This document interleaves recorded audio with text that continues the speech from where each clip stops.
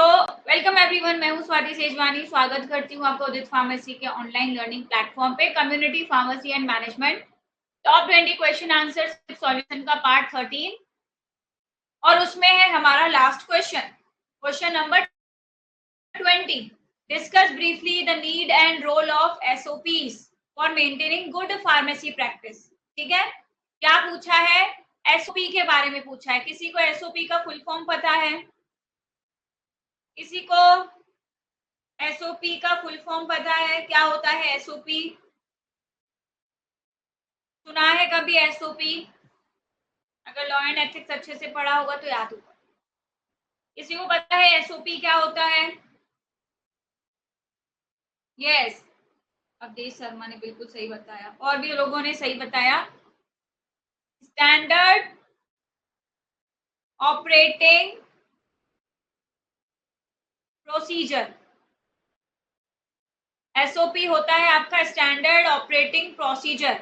अब यहाँ पे पूछा है कि एसओपी का क्या रोल है और क्या नीड है, मतलब क्या जरूरत है, कहाँ पे एक अच्छी गुड फार्मेसी प्रैक्टिस को मेंटेन करके रखने के लिए, अच्छी फार्मेसी प्रैक्टिस को बनाए रखने के लिए एसओपी की क्या जरूरत है और उसकी क्या भूमिका है, इस पर आपको संक्षेप में पूछा है। ठीक है, तो एसओपी मतलब होता है स्टैंडर्ड ऑपरेटिंग प्रोसीजर।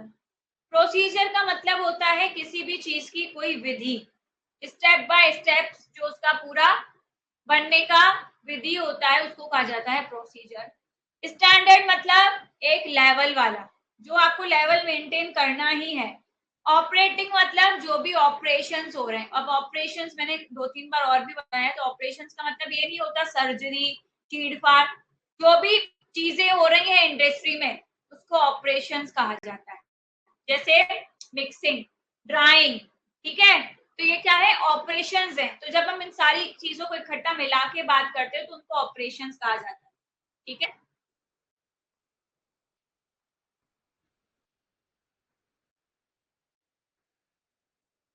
राजवीर जी देखो, कोई यूट्यूब पे कुछ भी बोले, लेकिन हम उदित फार्मेसी वाले यही कह रहे हैं कि आप हमारा दिया हुआ टॉप 20 पढ़ लो हर सब्जेक्ट का, आपका एग्जाम इजीली निकल जाएगा। ठीक है, आपका एग्जाम इजीली निकल जाएगा, आपको कोई दिक्कत नहीं आएगी। बाकी मिथिलेश सर ने भी एक वीडियो डाला हुआ है गाइडेंस के लिए, आप सब चाहो तो वो देख सकते हो। अब अपन थोड़ा पढ़ लें, उसके बाद अपन सारी बातें करेंगे। ठीक है, चलो। तो स्टैंडर्ड ऑपरेटिंग प्रोसीजर्स मतलब वो वाला लेवल, वो स्टैंडर्ड्स विधि का जिसमें हम एक के बाद एक स्टेप करके अपना सारा प्रोसेस पूरा करते जाते हैं। ठीक है, तो स्टैंडर्ड ऑपरेटिंग प्रोसीजर्स क्या होते हैं? Standard operating procedures are written. हमेशा आपको स्टैंडर्ड ऑपरेटिंग प्रोसीजर्स लिखे हुए मिलेंगे, ये मौखिक नहीं होते, ये लिखित होते हैं, है ना। आप जब अपने लैब में भी गए होगे कॉलेज में या किसी इंडस्ट्री में जाओगे तो वहां पे जो बड़े बड़े इक्विपमेंट्स रखे रहते हैं, उसी इक्विपमेंट के सामने वाली दीवार पे आपको एक पर्चा चिपका हुआ मिलेगा। उस पर्चे पे उस इक्विपमेंट का नाम लिखा हुआ होगा। ठीक है, फिर उसके नीचे लिखा हुआ होगा कि इसको कैसे चलाया जाता है, कैसे बटन ऑन करते हैं, कैसे टेम्परेचर सेट करते हैं, कितने टेम्परेचर पे मिक्स होता है, कितने टेम्परेचर पे मतलब ड्राई करता है। तो ये जो पूरा प्रोसेस लिखा होता है ये होता है एसओपी। ठीक है, इसीलिए यहाँ पे कहा जा रहा है कि standard operating procedures are written step by step instructions.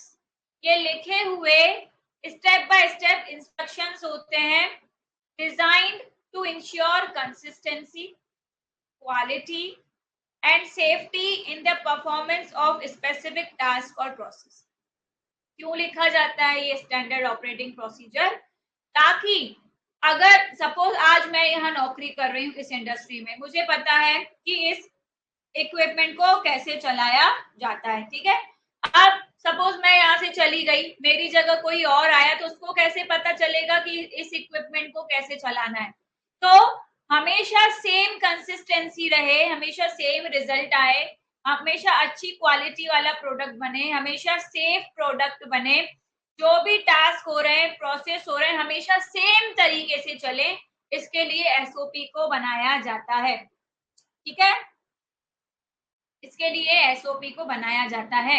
SOP होगी तो क्या होगा, आज मेरी जगह कोई और नया बंदा काम करने आएगा तो आएगा, वो पूरा पढ़ेगा कि हाँ भैया इसको ऐसे बटन ऑन करना है, इतना टेम्परेचर सेट करना है, इतने समय में ये ड्राई हो जाएगा। तो जैसे मैं एकदम चीज बना रही थी उसमें, उससे भी बिल्कुल वैसी बनेगी। सिंपल सा एग्जाम्पल है इसका। अरे नहीं होगी चैट बंद, चैट बंद नहीं होगी, लास्ट क्लास है और इसमें बीच में मुझे काफी सारे क्वेश्चंस पूछने हैं। जिसको दिक्कत आ रही है खुद बंद करो और बार बार मैसेज मत करो, वीडियो लैग होगा।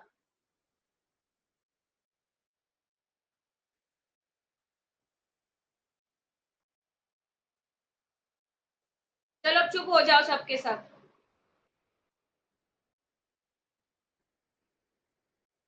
सबको वॉइस इशू आ रहा है क्या?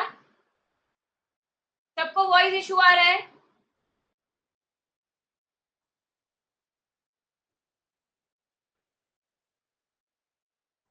वॉइस इशू हो रहा है क्या सबको?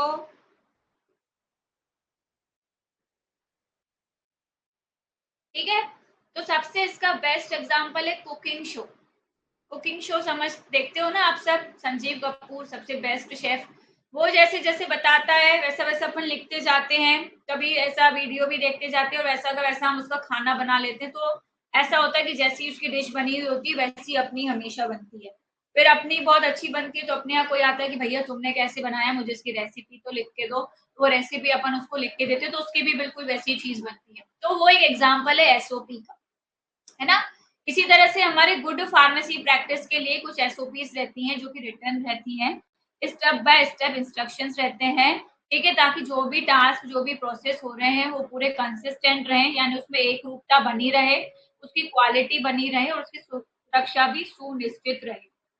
ठीक है, हाँ कॉलेज में लैब्स में मशीन के पास रखा होता है।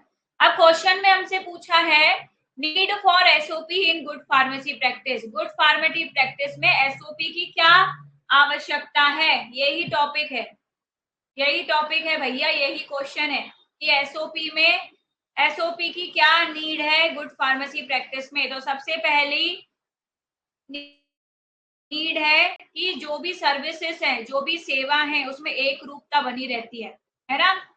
It ensures that patient receive the same high standard of care and counseling regardless of which staff member is on duty। अब आपने हॉस्पिटल में देखा होगा, जब हॉस्पिटल में कोई पेशेंट एडमिट होता है, ठीक है, तो जब डॉक्टर राउंड पे आता है या जब नर्स राउंड पे आती है तो उनके पास में एक तख्ती लगी होती है, उस पर उसका पूरा मेडिकेशन लिखा होता है ना। या फिर एक फाइल होती है उसमें पूरा मेडिकेशन लिखा होता है कि ये पेशेंट कब आया, इसको क्या हुआ है। ठीक है, पहले तो पूरी डिटेल लिखी थी, फिर डेली की भी लिखी होती है। जैसे नर्स आई उसने इंजेक्शन दी तो वो उस पन्ने में लिख के जाएगी कि भैया मैंने इतने बजे इसको ये इंजेक्शन दिया है। डॉक्टर आया राउंड पे, उसको कुछ ठीक नहीं लगा तो वो लिख के जाएगा कि मैंने इसको ये किया है। क्यों?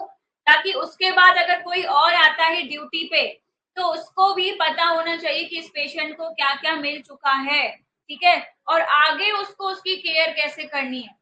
ठीक है, यही यहाँ पे लिखा है कि जब एसओपी होती है तो उससे यह सुनिश्चित होता है कि मरीजों को वही उच्च स्तर की देखभाल और परामर्श मिलता है, भले ही ड्यूटी पे कोई भी स्टाफ सदस्य हो, है ना।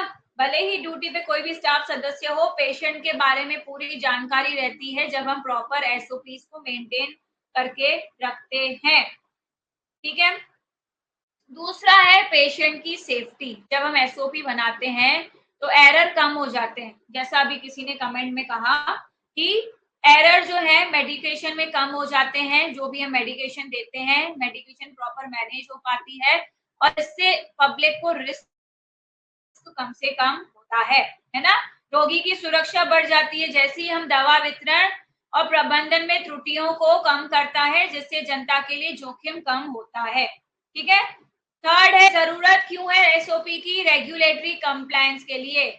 It meets legal requirements and professional standards set by regulatory bodies and aids in audit readiness. यानी कि जब भी आपके यहाँ इंस्पेक्शन होता है ना, ऑडिट मतलब जब भी आपका इंस्पेक्शन होता है आपसे अगर एसओपीज मांगी जाती हैं और आप अगर वो एसओपी प्रोवाइड करते हो, ठीक है, तो आप कानूनी तरीके से बिल्कुल ठीक हो जाते हो, आपका प्रोफेशनल स्टैंडर्ड भी सेट हो जाता है, जो कि नियम का पालन करने के लिए बहुत जरूरी है। ठीक है।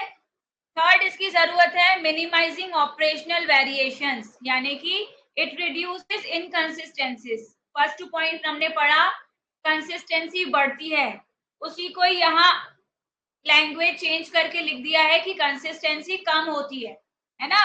देखो समझने की कोशिश करो कि आंसर किस तरह से बनाया जा रहा है। ये देखो फर्स्ट पॉइंट में हमने क्या पढ़ा, कंसिस्टेंसी बनी रहती है, वही यहाँ पे इस पॉइंट में क्या पढ़ रहे हैं कि कंसिस्टेंसी कम हो जा रही है, लैंग्वेज चेंज कर दी, बस मीनिंग वही है ना। कंसिस्टेंसी कम हो जाती है ताकि अगर कोई स्टाफ चेंज भी होता है, चाहे टेम्पररी तरीके से चेंज हो चाहे परमानेंट तरीके से चेंज हो, कंसिस्टेंसी मेंटेन रहती है, एक रूपता बनी रहती है, चीजें भिन्न नहीं होती है। ठीक है। तो परिचालन भिन्नताओं को कम करता है एसओपी, अगर स्टाफ परिवर्तन होता है इसके कारण होने वाली विसंगतियों को कम करता है, अगर आपका प्रॉपर एसओपी मेंटेन रहता है तो। ठीक है। और इसके साथ साथ क्लियर रिस्पॉन्सिबिलिटी रहती है, क्योंकि साफ साफ पता होता है कि किसको क्या करना है, कब करना है, किसकी कौन सी ड्यूटी है, इससे जवाबदेही उस इंसान की बन जाती है। ठीक है। तो स्पष्ट जिम्मेदारी होती है, यह परिभाषित करता है कि कौन क्या करता है, जिससे कार्यों के लिए जवाबदेही सुनिश्चित हो जाती है।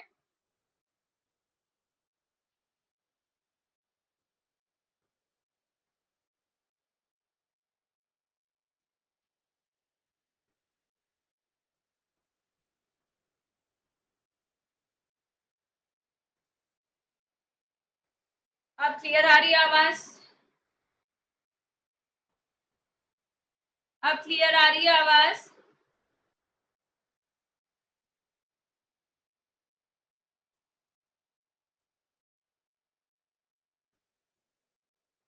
अरे अब आवाज क्लियर आ रही है? तुम लोग आपस का लड़ाई झगड़ा बंद करो। अभी तो एक दूसरे को जानते नहीं हो, ऑनलाइन में इतना लड़ते हो, ऑफलाइन पढ़ते तो एक दूसरे को फोन ही कर देते तुम लोग हैं।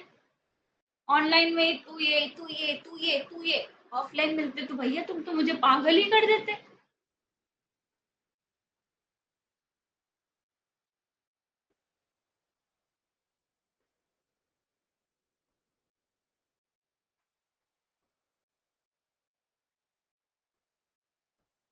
चलो चुप रहो, अभी 2 स्लाइड और हैं, पढ़ लो, उसके बाद जिसको जहां लड़ना है आपस में बुला लेना, एक दूसरे को लड़ लेना, मार लेना, पूरा खत्म कर देना एक दूसरे को। ठीक है। तूने मुझे ये बोला, तूने मुझे ये बोला, तूने ये कमेंट करा।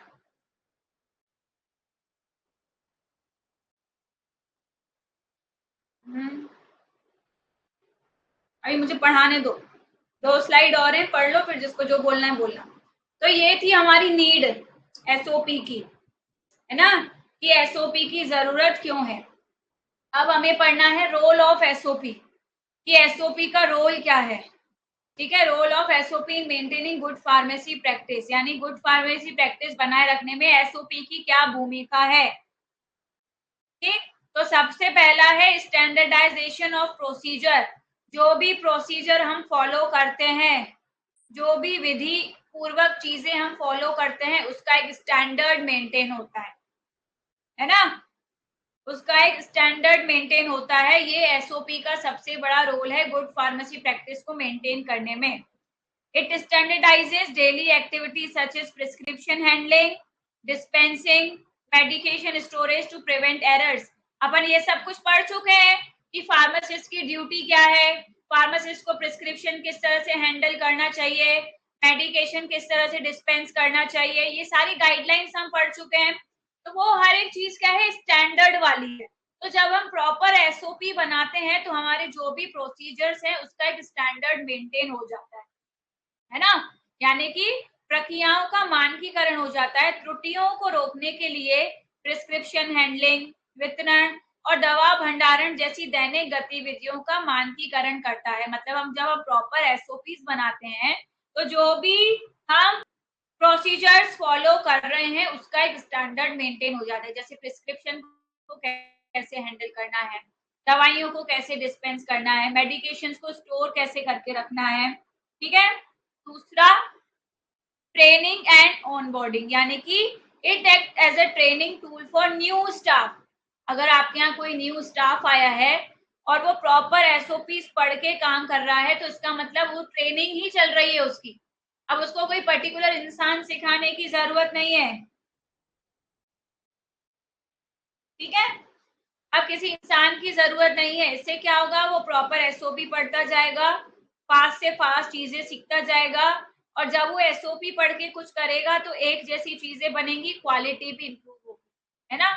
प्रशिक्षण और ऑनबोर्डिंग, यानी जो नए कर्मचारियों के लिए एक प्रशिक्षण उपकरण के रूप में कार्य करता है, जिससे तेजी से ऑनबोर्डिंग होती है और लगातार गुणवत्ता पूर्ण सेवा सुनिश्चित होती है, ठीक है। अरे नहीं, इंग्लिश हिंदी दोनों में मत लिखो, तुम लोग एक ही लैंग्वेज में लिखो, इंग्लिश में।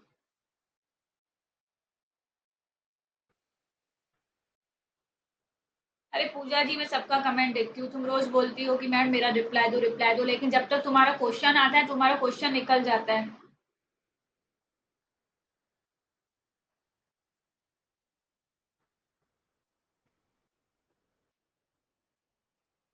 सर कह रहे थे बायलिंगुअल लिखने को।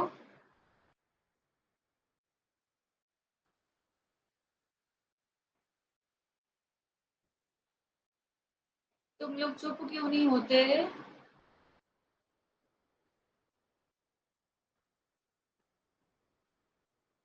चलो, और क्या रोल है?